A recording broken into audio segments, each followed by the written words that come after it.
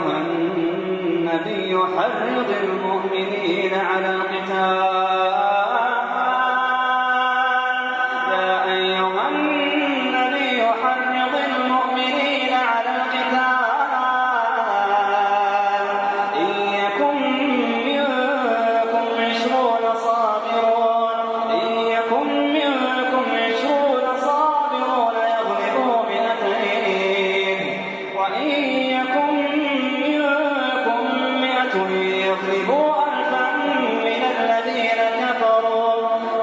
الذين كفروا بأنهم قوم لا يفقهون.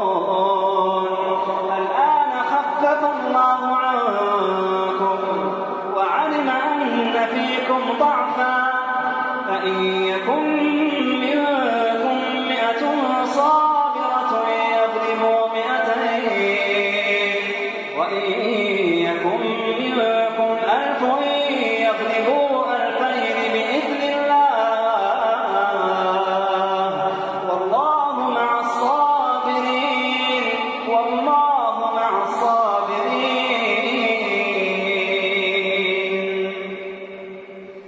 ما كان لنبي أن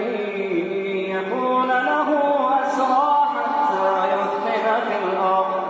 ما كان لنبي أن يكون له أسرى حتى يثخن في الأرض تريدون عرض الدنيا والله يريد الآخرة والله يريد الآخرة والله يريد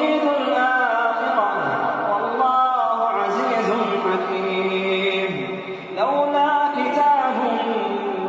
من الله سبق لمسكم فيما أخذتم عذاب عظيم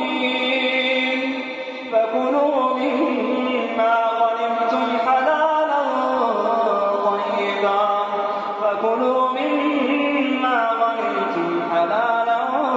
طيبا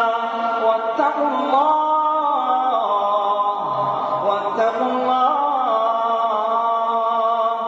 إن الله